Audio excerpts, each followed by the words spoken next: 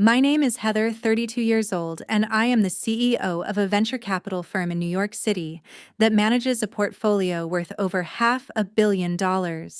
I built my life on precision cold logic and the ability to spot value where others saw nothing yet. None of those achievements mattered the moment I stepped back into the world that created me. I did not return home to a warm embrace or a celebration of my recent business acquisitions. I walked straight into a calculated ambush that would shatter the last fragile remnants of my loyalty. The door to my childhood home had barely clicked shut behind me when the attack began, launched without a preamble or a polite hello. My mother stood in the foyer, her arms crossed, her eyes scanning my face with a look of undisguised repulsion, and she didn't ask how I was or offer me a drink. She simply delivered the sentence that would ignite the most expensive act of revenge in our family's history. "Your face is a disaster. It looks disgusting." She spat out the words hanging in the air like toxic smoke. She told me right then and there that I would bring absolute shame to the family at the upcoming wedding if I didn't undergo immediate drastic plastic surgery to fix my appearance. They didn't just want me to wear a specific dress or style my hair differently. They wanted me to carve up my own flesh to break my bones and reshape my identity, because my natural features were offensive to their delusions of grandeur. The ultimatum was simple and brutal: spend my own hard-earned money to mutilate myself according to their specifications, or be cut off and humiliated. They thought they held all the cards, and that I was still the desperate little girl begging for their validation, who would do anything to be included in their perfect portrait. They were wrong. I didn't book the surgeon they demanded. Instead, I did something they never expected, and they will suffer the consequences of their words. Before I tell you exactly how I executed this $2 million plan to destroy their ego, I have a quick question for you. Tell me in the comments right now, what time are you watching this and which city are you representing? I want to see how far my story has traveled across the globe. And if you want to see how a disappointment teaches a toxic family a lesson they will never forget, make sure you hit that subscribe button and turn on notifications, because you do not want to miss the ending of this mess.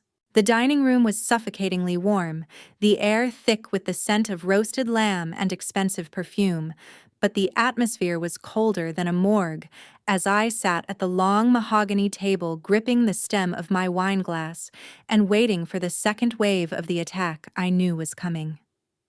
My father, Richard, sat at the head of the table, studiously avoiding my gaze by scrolling through his phone, a habit he had perfected over decades of avoiding conflict, while across from me sat my younger sister, Courtney, the family's golden child, glowing with the artificial sheen of preventative Botox and self-satisfaction. Beside her was Blake, her fiancé, a man with the personality of wet cardboard and a smile that never quite reached his eyes. Courtney cleared her throat, the sound sharp and demanding attention, and extended her left hand to flash a diamond ring that was large enough to be considered a weapon. "We finally set the date," she announced, her voice a high-pitched trill that grated on my nerves. "The Plaza Hotel, next month. It's going to be the wedding of the century." I opened my mouth to offer a polite, standard congratulation, but she held up a manicured hand to silence me. "And obviously you are the maid of honor, Heather. But we have conditions." She didn't wait for my response, instead, reaching under the table and sliding an iPad across the polished wood toward me. I looked down at the screen and felt my stomach drop, because it was a photo of me, but it wasn't me. It was a digitally mutilated version of my face, where the jaw had been shaved down to a sharp, unnatural point. The nose was upturned and pinched, the eyes were widened and lifted, and the cheeks were filled to the point of bursting. It looked like a bizarre hybrid of an alien and an Instagram filter. "What is this?" I asked, my voice trembling with a mixture of rage and disbelief. "This is the vision," Courtney said, flipping her hair. "Dr. Sterling says he can fit you in starting Monday. You need a rhinoplasty, a chin reduction, and a brow lift because your current face is just so heavy. It drags down the aesthetic of the bridal party." I looked from the iPad to my mother Patricia, expecting her to intervene to say this was a joke, but instead she leaned forward, her eyes hard. It is an investment, Heather. We have invited the elite of New York. Investors, socialites, people who matter. If you stand up there looking like that, people will talk. They will wonder why the successful sister looks like the hired help. The cruelty was so casual, so practiced, and I asked if they wanted me to get major surgery for a 6-hour party. Richard finally looked up from his phone, removing his glasses with a sigh, and said it wasn't just about the party, but about my future, claiming that since I was 32 and unmarried, softening my features would make me less intimidating to men. The manipulation was breathless in its audacity as they framed their vanity as benevolence. I asked if they expected me to pay for this help, and Courtney shrugged, picking at her food, saying obviously I had the money, and I should consider it part of my wedding gift to her. She added that since I was paying for the surgery, they assumed I would also want to cover the reception costs, which was the least I could do since I didn't have a husband or children to spend my fortune on. I stared at them, feeling the blood drain from my face, realizing they didn't see a sister or a daughter, but a walking ATM machine with a face they wanted to erase. I told them I wasn't doing it, that I liked my face, but Mother slammed her hand on the table, rattling the silverware. "You will do it, or you will not be in the wedding," she hissed. "And if you aren't in the wedding, don't bother coming back to this house. We don't have room for selfishness here." The threat hung in the air, heavy and suffocating. I looked at Blake, hoping for some sign of reason, but he just looked down at his plate, too spineless to intervene. They had cornered me, or so they thought. They believed the threat of exclusion would bring me to my knees, but they failed to realize that when you back a venture capitalist into a corner, she doesn't surrender. She analyzes the leverage. "Fine," I said quietly, picking up my wineglass. "I'll think about it." Courtney smiled, a triumphant, predatory grin. "Don't think too long. Dr. Sterling is expensive, and we need that deposit." I took a sip of wine, the bitter taste masking the bile rising in my throat, and decided right then that I would give them exactly what they deserved, but it wouldn't be a new face. 8 o'clock the next morning, my mother's knuckles rapping sharply against my bedroom door pulled me from a restless sleep, denying me even the sanctuary of dreams as she called out that we had an appointment at 9. Her tone implied that my sleeping in was a personal affront to her existence, so I dragged myself out of bed, the previous night's ultimatum hanging over me like a guillotine. Part of me wanted to pack my bag and drive back to the city right then, but a morbid curiosity and a lifetime of conditioning to seek their approval kept me rooted.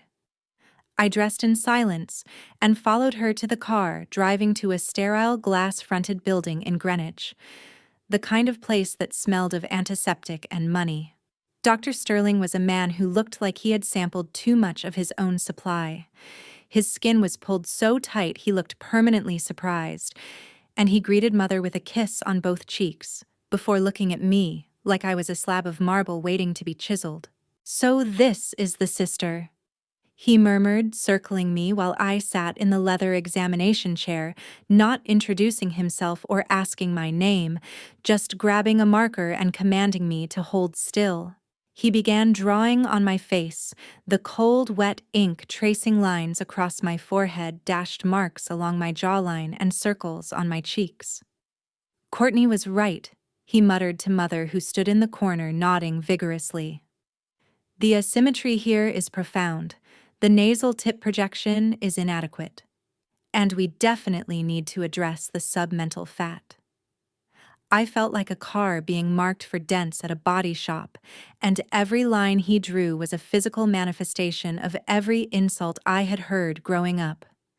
I remembered being 12, crying in the bathroom because Mother said my smile was gummy, and being 16, watching Courtney get a nose job for her birthday, while I got a gym membership because I was sturdy.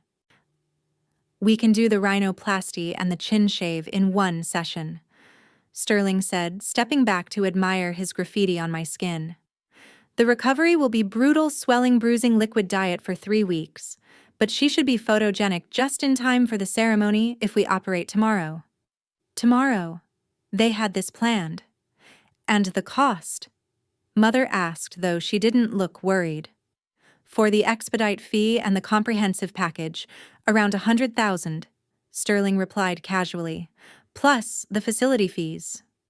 I looked in the mirror, my face covered in blue and purple ink, a roadmap to becoming someone else, and asked if my face was really that offensive. Dr. Sterling chuckled a dry, condescending sound and said it wasn't about being offensive, but about optimization, asking why I would drive a sedan when I could drive a Ferrari, claiming my mother just wanted me to reach my potential. It was the ultimate gaslighting, framing mutilation as benevolence. Mother stepped forward, placing a hand on my shoulder that felt heavy like a shackle. Heather, look at me. This isn't just for Courtney, it's for you. How do you expect to find a husband with that jawline? You intimidate men. This will soften you. It will make you palatable. Palatable. Like a piece of meat that needed tenderizing. I wiped a smudge of ink from my cheek and told her I ran a venture capital firm and didn't need to be soft, I needed to be sharp.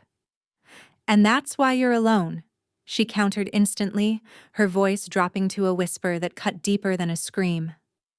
Courtney is marrying a wonderful man. You have money. But money doesn't keep you warm at night. Let us help you fix this. Don't be the ugly duckling forever. The doctor wiped his hands on a towel and said he had an opening tomorrow morning at 6 a.m., needing a $50,000 deposit today to lock it in.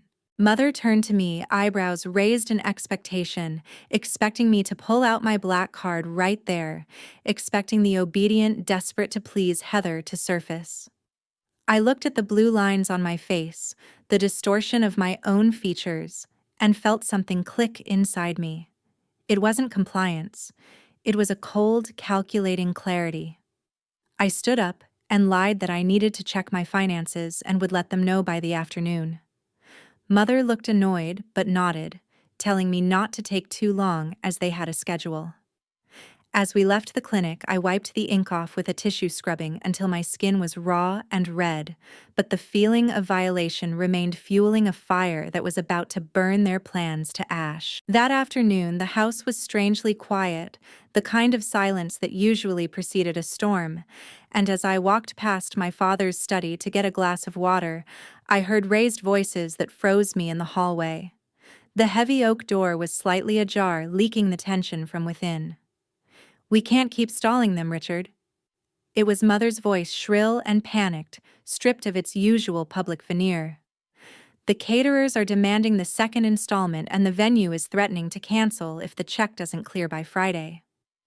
I know, Judith, I know. Father sounded exhausted, his voice ragged. The line of credit is maxed out.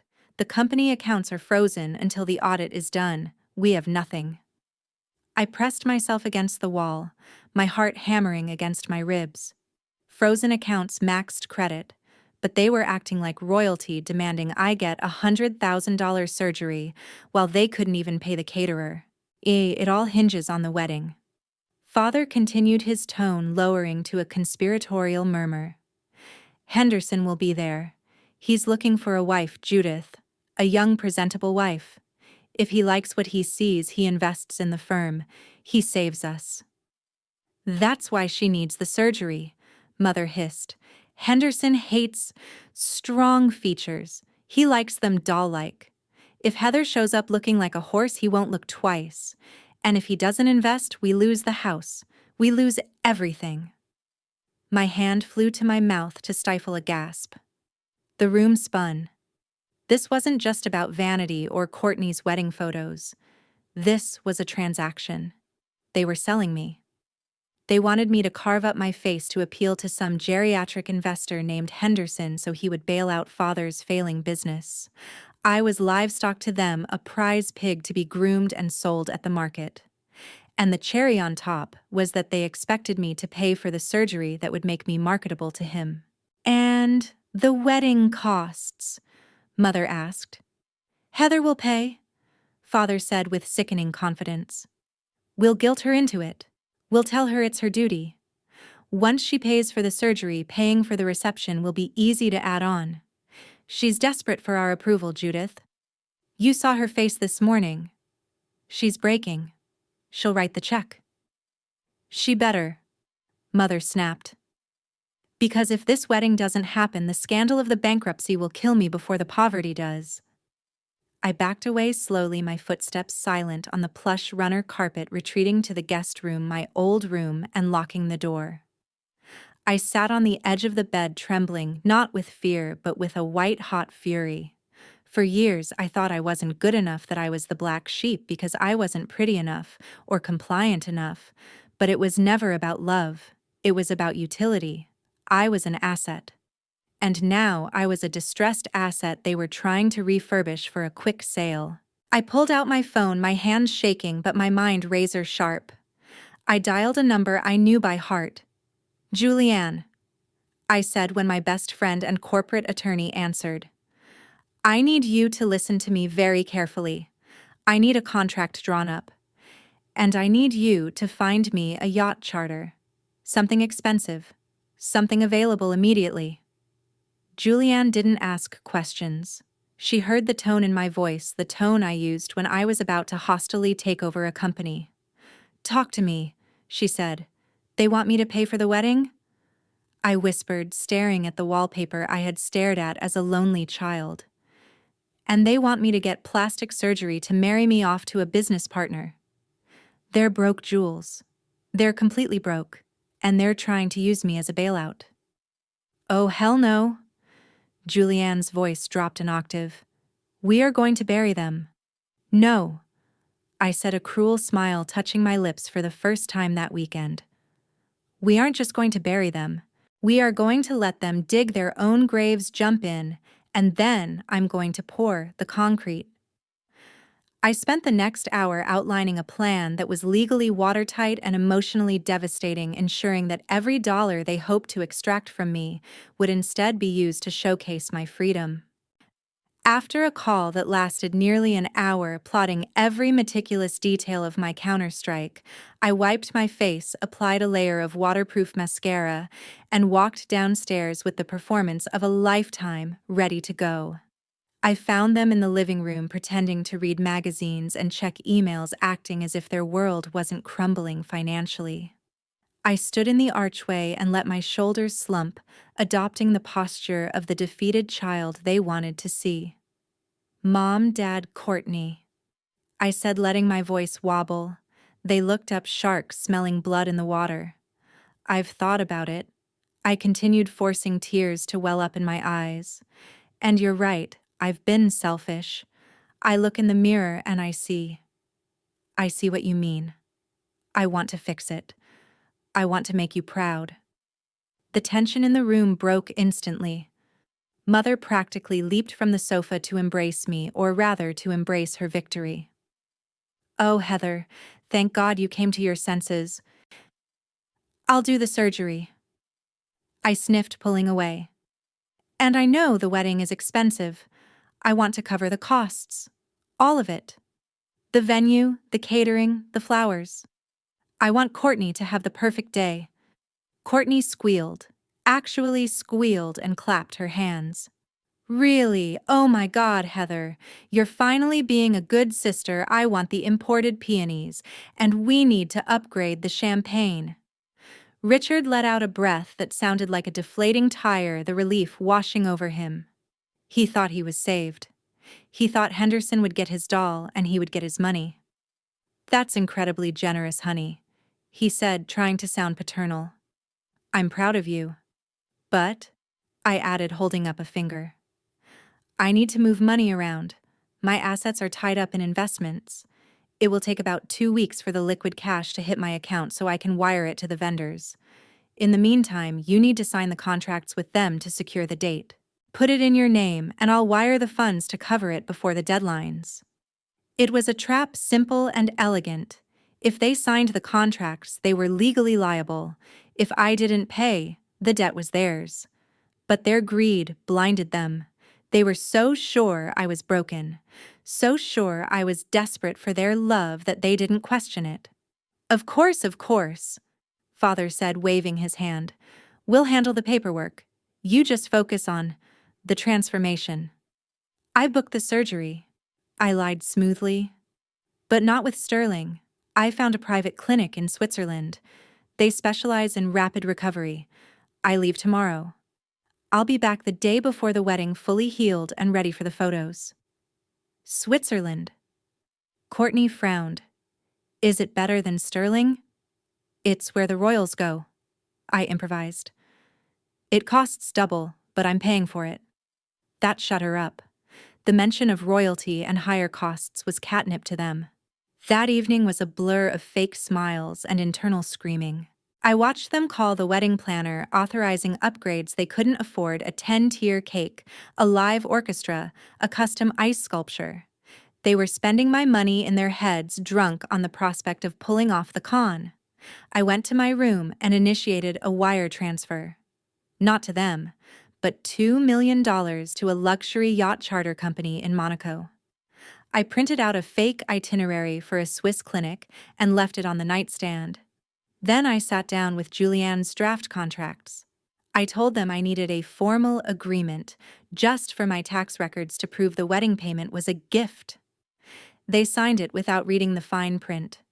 The fine print that stated clearly the payer reserves the right to withhold funds at her sole discretion if the terms of mutual respect are violated. It was a loophole wide enough to sail a yacht through. And they had violated mutual respect the moment they called my face a disaster. I signed it, smiling. The trap was set. The Trojan horse was inside the walls of Troy, and they were throwing a party to celebrate it. 2 weeks before the big day, I walked out of my parents' house with my luggage, wearing oversized sunglasses and a scarf, acting the part of the nervous patient preparing for the knife. Don't forget, Mother called out from the porch, not bothering to hug me. Chin up, or rather chin down until they shave it off. She laughed at her own cruelty. Just make sure the wire transfer hits by the 20th, Heather. Father shouted. The plaza doesn't take IOUs.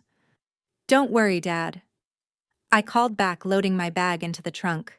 You'll get exactly what you deserve. I drove away, watching them shrink in the rearview mirror, a dark cloud lifting from my soul with every mile. I didn't go to the airport immediately.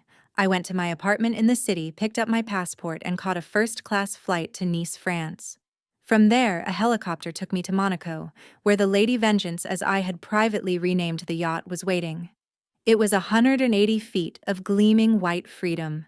The crew greeted me with chilled champagne and genuine smiles, a stark contrast to the family I had left behind.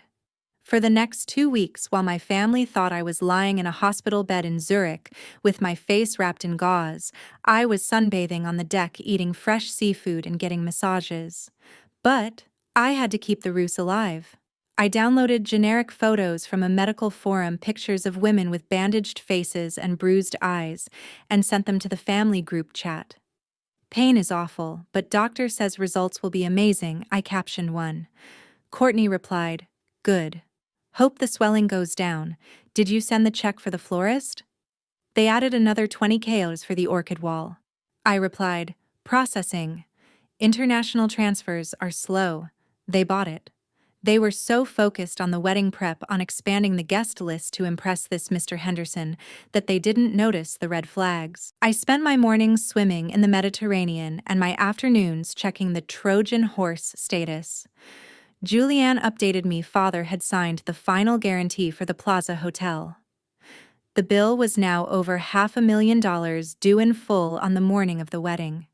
If it wasn't paid, the hotel would sue him, and since he had personally guaranteed it, they would come after his assets. The house, the cars, the company. They are digging deep, Julianne told me over the phone as I sipped a mojito off the coast of Sardinia. Your dad just leased a Bentley for the weekend to impress the investors. He's betting the farm, Heather. Let him bet, I said, watching the sunset. He's holding a pair of twos and he thinks he has a royal flush. 3 days before the wedding, the panic started to set in back home. Where is the money? Heather mother texted. The venue manager is calling every hour. I waited 6 hours to reply. Bank says it's cleared on my end. Must be a hold on your bank's side. Don't worry. See you at the altar. I wasn't going to be at the altar. I was going to be somewhere much better. I looked at my reflection in the cabin mirror. My face, the face they hated, was glowing with a tan and relaxed happiness. I didn't need a surgeon. I needed distance. I needed this. The countdown had begun, and for the first time in my life, I wasn't dreading a family gathering. I was looking forward to it, because this time, I controlled the narrative. The fateful Saturday finally arrived, and while my family was hyperventilating in the gilded ballroom of the Plaza Hotel in New York, I was floating on the azure waters of the Mediterranean setting up my tripod. It was 5 p.m. in New York. The ceremony was scheduled to start in 30 minutes. My phone had been blowing up since dawn. 50 missed calls from Mother, 20 screaming voicemails from Courtney, 10 desperate pleas from Father. They realized the money hadn't arrived. The hotel management was likely threatening to shut down the bar or lock the doors. The guests' elite investors, high society frenemies, and the target Mr. Henderson were arriving expecting a lavish spectacle. Instead, they were walking into a crime scene of broken promises. I put on a white silk caftan that flowed in the sea breeze. I didn't wear makeup. I let my hair blow wild. I looked into the camera lens of my phone and hit Go Live on Instagram and Facebook. I had tagged all the guests, the venue, and even Mr. Henderson in the post prior. The notification went out, Heather Winthrop is live. I watched the viewer count tick up. 100, 500, $1,000. I knew Courtney had her phone. She was obsessed with social media. I knew Mother would be checking to see where I was. Hi, everyone, I said, raising a glass of vintage Dom Perignon. The background was unmistakably the ocean, the yacht's railing gleaming behind me. I know I'm supposed to be maid of honor right now at the plaza, but as you can see, I decided to upgrade my location. The comments section exploded. Where are you? Aren't you at the wedding? And then I saw Courtney's handle pop up. You, BTCH, where are you? Mom is fainting. I smiled, a genuine, dangerous smile. My family told me that my face was a disaster. I told the camera and the thousands of people now watching, including I hoped the guests sitting in the ceremony chairs waiting for a bride. They told me I needed to slice up my jaw and nose to be presentable for this wedding. They gave me an ultimatum: get plastic surgery to fix my ugliness, or don't come. I took a sip of champagne. They also expected me to pay $500,000 for the party where I was going to be paraded around like cattle to be sold to a business investor to save my father's failing company. The chat went wild. Shocked emojis. People tagging tabloids. So, I continued leaning into the lens. I decided to take their advice. I spent the money. $2 million actually. But I didn't spend it on plastic surgery. And I didn't spend it on the wedding. I spent it on this yacht. I spent it on my peace of mind. Because my face isn't the problem. Their greed is.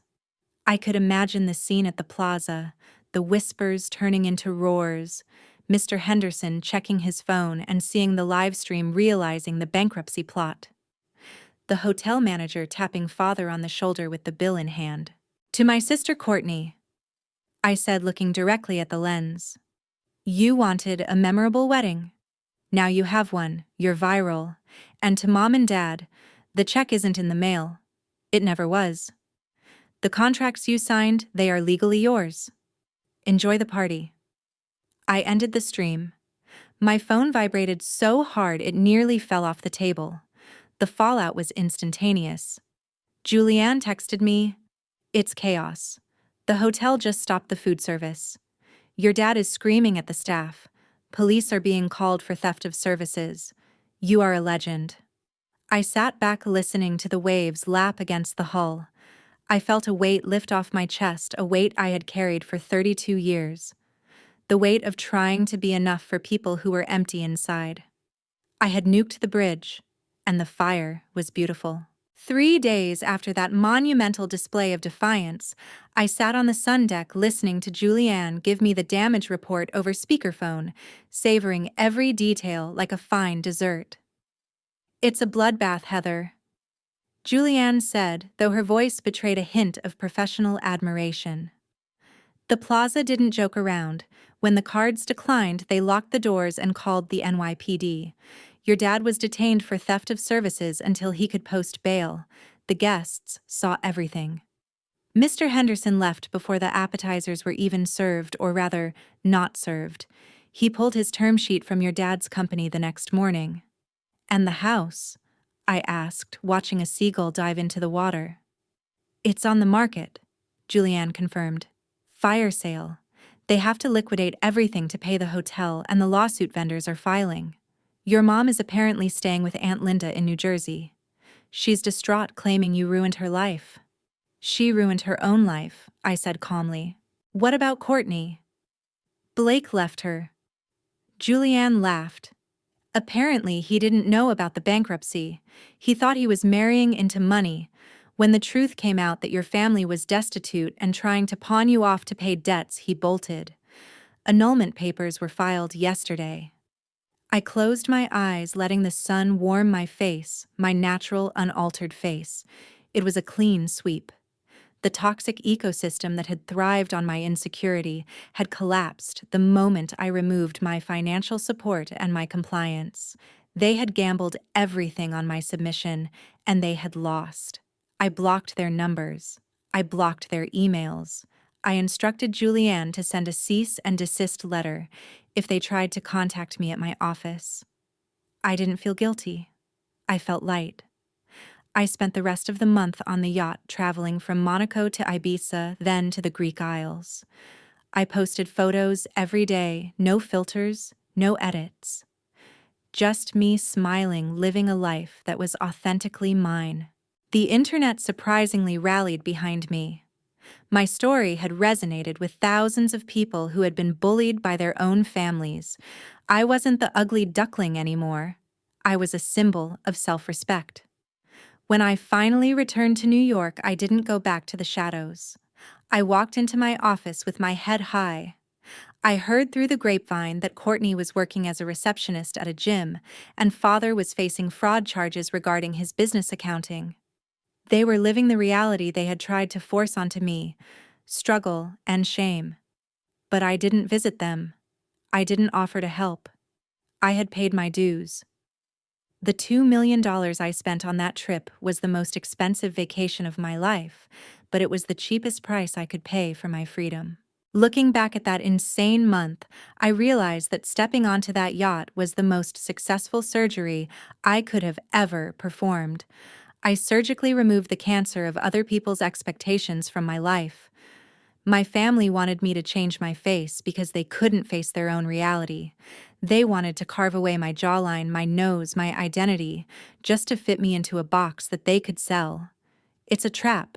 So many of us fall into thinking that if we just change this one thing, if we just lose that weight or fix that nose or get that job, then maybe they will finally love us.